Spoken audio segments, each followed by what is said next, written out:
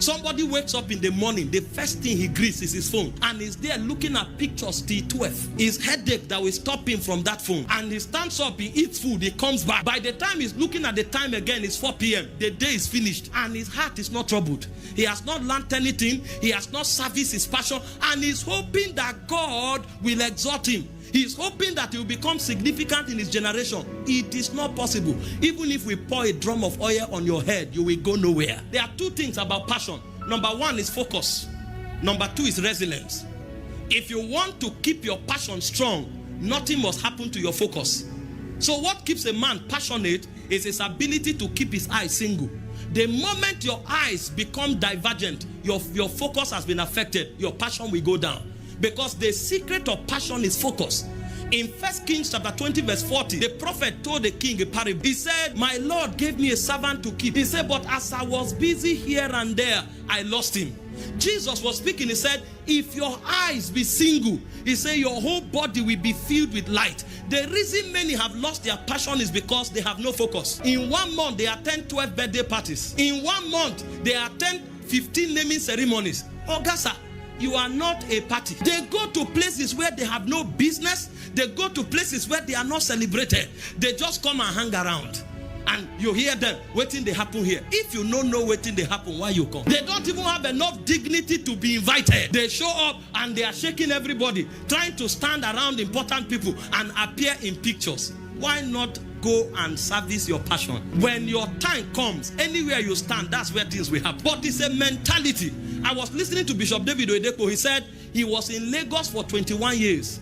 He didn't know the road to the market. He said he only knows the road to 2 places, to the church and to the airport, because it's about his business. The things that are not important, he looks for people who can do that, whom their purpose for life is at that level. He pays them to do it so that they can maximize time, because your greatest asset is actually time. And if you are not passionate, you will waste time. They asked Chinua Achebe, if you were given the opportunity again, what will you demand for? He said he would demand for his lifetime. Because if he knew what he knows at that age, he would have achieved much more. And you see people wasting their energy going nowhere because there's no focus. Passion cannot be serviced. Learn to service your passion. See, find out where you are going to. Build your whole life around it. And you will see how impactful your life will become. That's why focus is important. Focus is the way to service passion. And then resilience is the capacity to bounce back anytime you fall. If you don't have enough energy in your spirit, when you fall, you will remain down. The Bible said if you faint in the day of trouble, it's not because Satan is strong. It's not because your God does not care. He said it's because your strength is little. So the reason we build passion is against the day of adversity. In case I fall, there should be residual energy to bounce back. The Bible said if a righteous man falls 7 times, it says 7 times he will rise again. That means there should be energy reserve in your spirit for you to be able to bounce back. But many are not building energy because they don't know that it's a necessary ingredient for a man who is on a mission. Did you read the story of the foolish virgins? At the crucial time, that was when they ran out of oil. And they came to their fellows. They thought it was a cheap thing to access. Give us oil. They said no.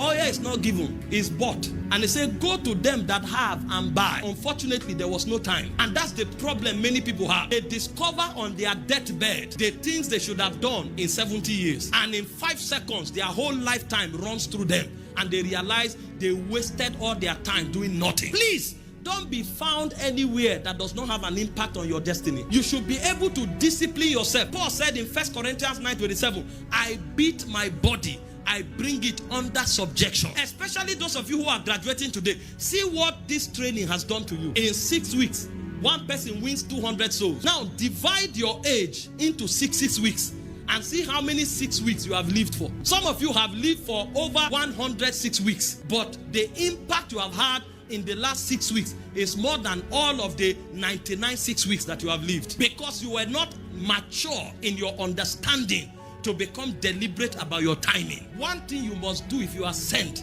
is to know how to